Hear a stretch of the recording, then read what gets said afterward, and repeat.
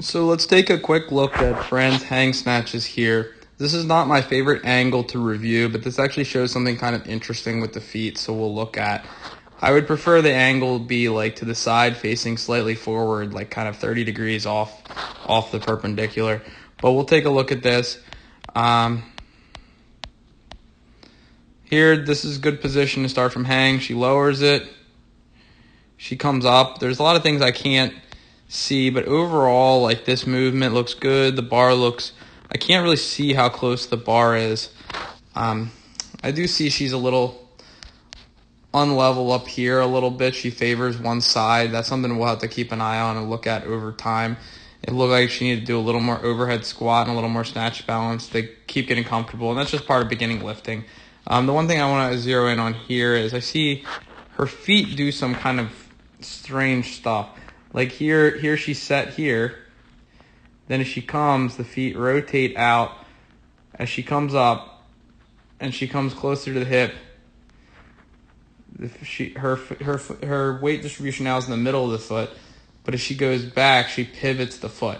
That's something that we should try to avoid. We shouldn't have this like pivot mid lift here.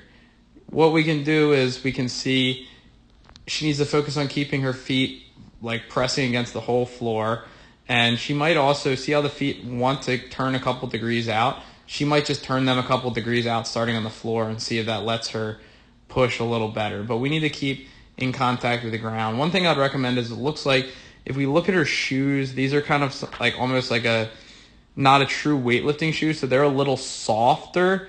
I would have to look at the shoes and see, but they're not a true weightlifting shoe. So a true weightlifting shoe like the Nike Remeleos or the Adidas are a little stiffer, and it'll kind of prevent a little bit of that movement, but not all that. She needs to focus on driving the whole foot through the floor here, and she might also turn out a little bit.